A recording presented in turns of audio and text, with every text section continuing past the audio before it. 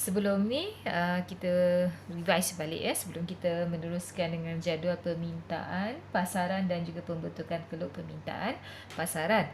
Okey, kita dah buat tadi adalah keluk permintaan individu dan juga pasaran. Okey ya. Jadi inilah dia keluk permintaan individu. Dia hanya ada satu sahaja bahagian untuk permintaan, iaitu maksudnya ini adalah individu lah sebab satu sahaja. Dan daripada jadual, ini jadual permintaan individu, daripada jadual tersebut kita boleh bina keluk permintaan individu. Okay, ya. Ini adalah keluk permintaan individu ya. Ni katakan harga harga meningkat, jadi kuantiti yang diminta akan menurun. Jika harga menurun, ya, jika harga menurun, kuantiti yang diminta akan meningkat. Katakan di sini adalah yang asal. Okay, ya. So, kita boleh lihat pergerakan. Okey, daripada situ kita boleh jelaskan, menerangkan keluk tersebut. Ya, apabila soalan nak menerangkan keluk tersebut, macam itulah ya, yang kita telah bincangkan. First terangkan setiap pergerakan harga. Harga RM1, kuantiti berapa. Harga yang ni, kuantiti berapa ditanda pada titik apa. Ya. Kemudian kita ceritakan, lepas kita dah buat tandakan titik-titik tersebut, kita buat apa? Kita cantumkan titik-titik tersebut, maka terbentuklah keluk permintaan. Okey, kemudian kita terangkan pula bahawa keluk permintaan, ciri-ciri dia iaitu keluk permintaan ini mencerun ke bawah dari kiri ke kanan. Ya, ini menunjukkan hubungan negatif antara harga dan juga kuantiti yang diminta, iaitu hukumnya adalah negatif ataupun songsang. Okey, yang tu boleh ya, jelas ya. Okey, sekarang kita akan masuk tentang permintaan pasaran. Berbeza dengan permintaan individu. Ya.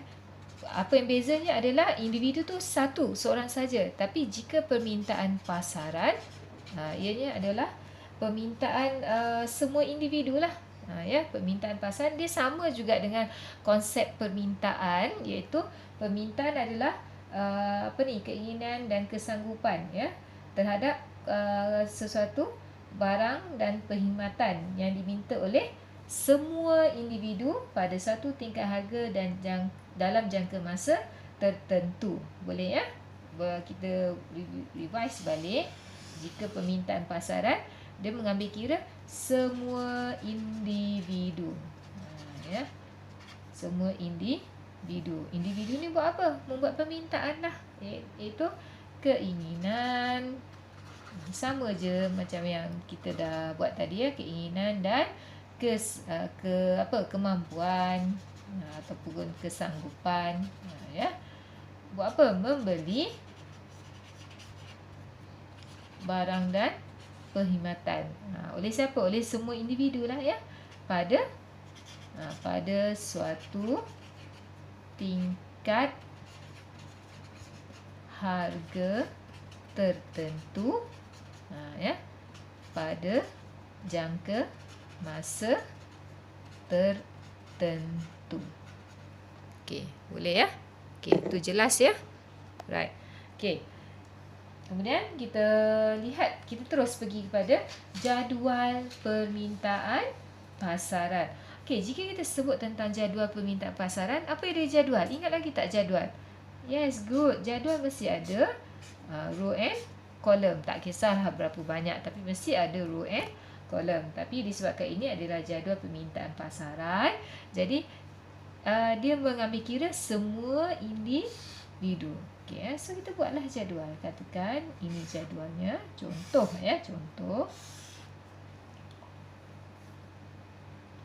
Ini paksi, buat paksi harga. Ya. RM lah sebab kita di Malaysia kan. Ya. Kuantiti ni kita panjang sikit. Kuantiti. Okay, macam biasalah kita ambil unit.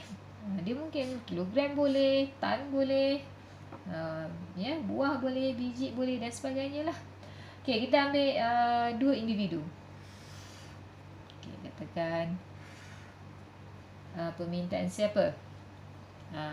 Hashim, okey, Ali lah.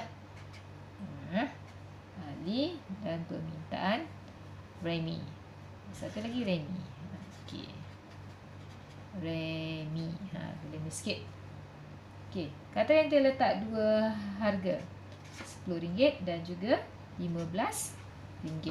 Pada harga RM10, ya, Ali akan membeli sebanyak 6 unit. Ya. Manakala Remi pula, ya, harga RM10, Remi membeli sebanyak 9 unit. Tapi sekarang harga meningkat daripada 10 kepada 15. Ali membeli sebanyak, kita buat, ya, banyak 4 unit. Menepati tak hukum permintaannya sini? Menepati, ya, sebab harga meningkat, kuantiti yang diminta adalah menurun, ya, harga naik, kuantiti menurun. Okey, manakala Remi pula pada harga RM15, kuantiti yang diminta oleh Remi adalah sebanyak 6 unit. Okey, so bagaimana pula dengan pasaran? Panjangkan lagi. Okey, pasaran, alamak, tulisan dah teruk sangat. Pasaran. Okey, kita kata tadi adalah pasaran. Apa dia pasaran? Pemindahan pasaran adalah semua individu. So, kita tambahlah 6 tambah 9 jadi 15.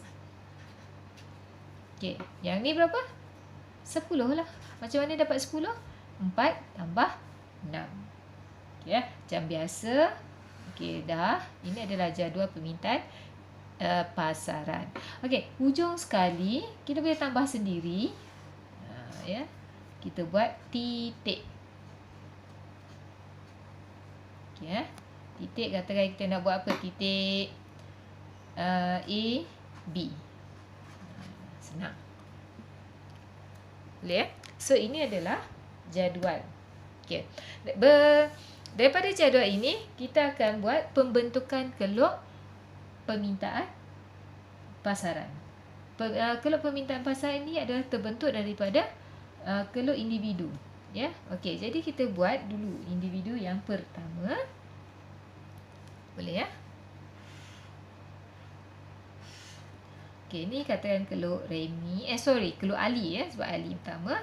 So harga 10, 5, 10, 15. 5, 10, 15. Ni buat harga dulu. RM. Ni apa? Ni kuantiti. Unit. Okey, ya.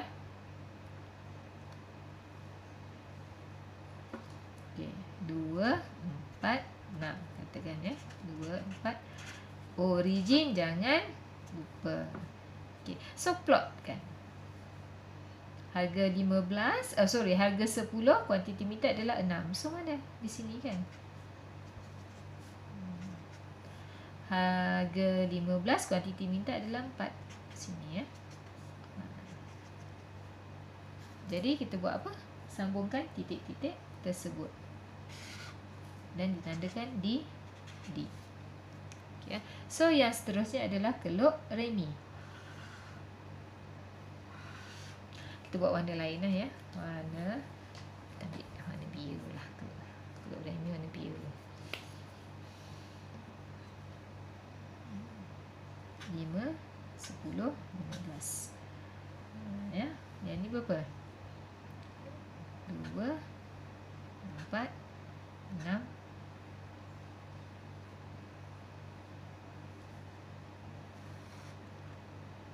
8, 10.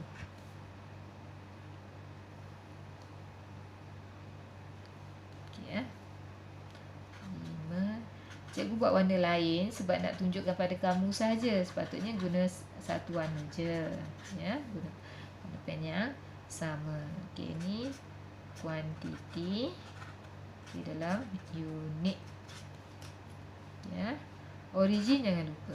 2, 4, 6, 8, 10. Okey, sekarang harga RM10, kuantiti diminta oleh Remi 9. So mana 9?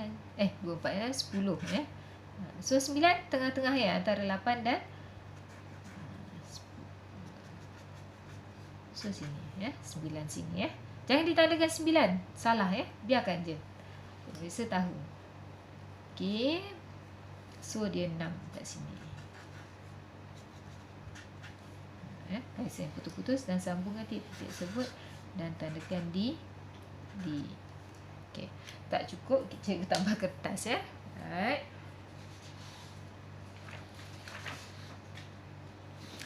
Okey, dan pembentukan keluk mestilah selari, dia mesti sejajar, dia tak boleh berbeza. Okey ya. Okey, nampak tu. Okey, ni keluk Ali, keluk Remi, dan last sekali adalah keluk pasaran. Okey, dia mesti sejajar ya.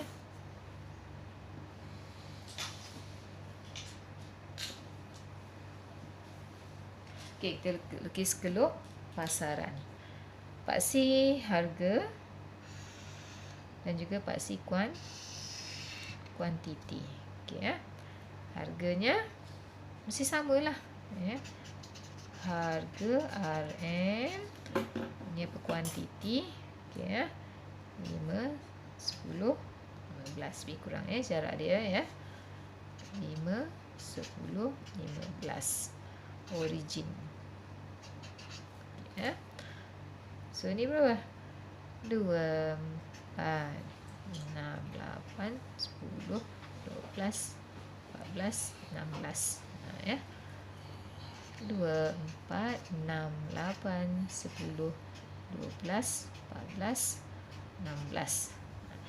Tak cukup ya sepatutnya. Ni kuantiti, sepatutnya kena tulis penuh lah. Ya, ni sebab kita tak cukup tadi. Okey, ya. So you plotkan. Tengok sini, kita dah tambahkan sini. Kita ambil je daripada sini. So pada harga RM10, berapa dia punya ni pasaran? 15 kan? Okey, 10, 15 kat mana? So antara 14 dan 16. Okey, so tengah-tengah ni. Ya, RM10. Ya. Okey. Kemudian pada harga RM15 adalah 10 unit. So buat apa? Sambungan titik-titik tersebut dan ditandakan di D.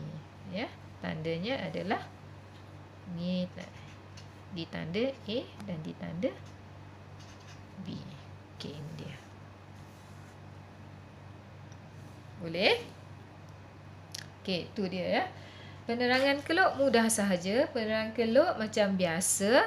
Jadi apabila kamu boleh membentuk keluk, you boleh terangkan. So nak terangkan senang je. First, terangkan harga yang kita plot tadi. Ada berapa harga yang kita plot? Ada 2 je. So terangkan pada harga RM10. Ya. Pada harga RM10, kuantiti permintaan pasaran. Ini adalah keluk pasaran ya. Kuantiti permintaan pasaran adalah berapa?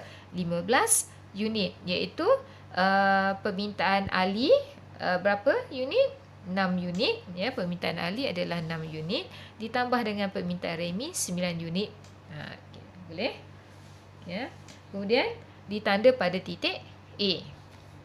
Satu lagi kita sebut apa? Harga apa? 15. So terangkan pada harga RM15, kuantiti permintaan pasaran adalah berapa? 10 unit, iaitu permintaan Ali 4 dan 4 unit, manakala permintaan Remi adalah 6 unit. Okey ya. Habis kita dah cerita pasal kita buat harga. Okey, nak menerangkan. Lepas nak terangkan harga, kita buat apa? Kita terangkan ciri-ciri. Ciri-ciri keluk. Okey, keluk permintaan pasaran adalah mencerun ke bawah dari kiri ke kanan. Boleh? Ciri-ciri keluk ya. Sini dah 2 penerangan tadi kan? Harga 15, harga 10, ciri-ciri keluk ya. Kemudian kita boleh katakan bahawa apa? Ciri-ciri keluk ya, mencerun ke bawah dari kiri ke kanan. Okey, terbentuk apabila kita mencantumkan titik-titik A dan B. Okey ya. Maka kita boleh lihat di sini bahawa kita terangkan pula hukum permintaan. Ni kena terangkanlah, hukum permintaan adalah songsang atau negatif ya, di mana apabila harga meningkat, kuantiti yang diminta akan menurun atau sebaliknya. Ya, dan keluk permintaan pasaran adalah lebih landai berbanding keluk individu berbanding keluk Ali dan juga keluk Remy. Okey, itu sahaja jika soalan tentang keluk.